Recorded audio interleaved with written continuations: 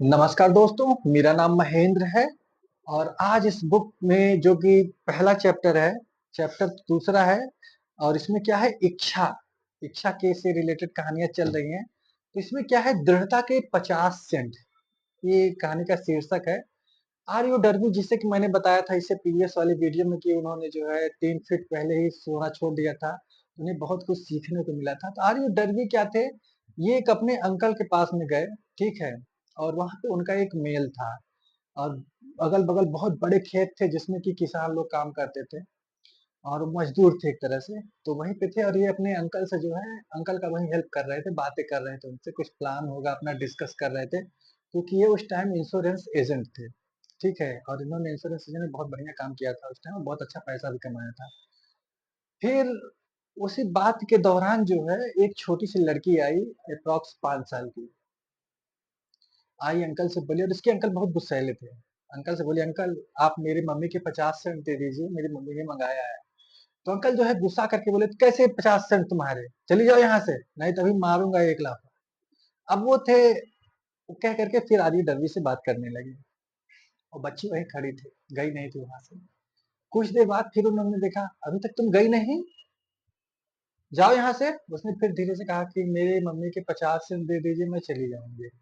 अब इतना कहने के बाद में अंकल जो है फिर आदी-डरवी से बात करने लगे और फिर कुछ देर बाद देखा तो वही खड़ी थी, तो वहाँ पे एक लोहे की रॉड रखी थी।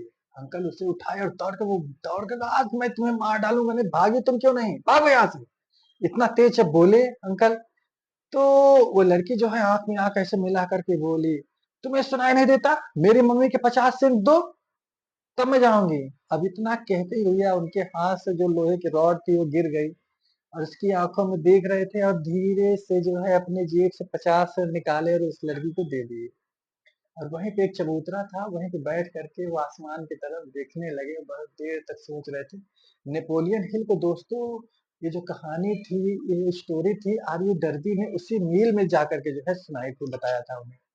तो जब ये चीज़ें हुई तो वहाँ से आर.यू. डर्बी ने सीखा क्या कि हर ना का मतलब ना नहीं होता। जैसे उन्होंने उसे 2 बार डाँटा था, लड़की चली गई होती लेकिन नहीं, उसके अंदर दृढ़ता थी, इच्छा थी कि आज उसे लेकर के ही जाना है।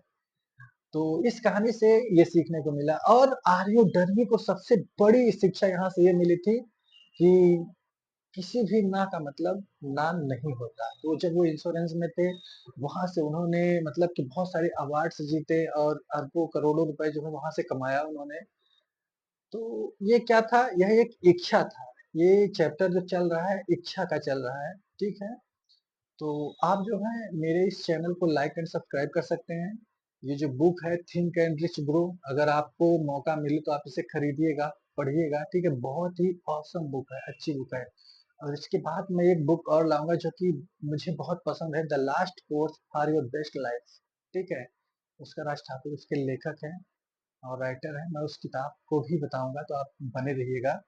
और ऐसे ही मोटिवेशनल बुक को सुनने के लिए आप इस चैनल को लाइक एंड सब्सक्राइब कर सकते हैं। मिलते हैं नेक्स्ट वीडियो में। धन्यवाद।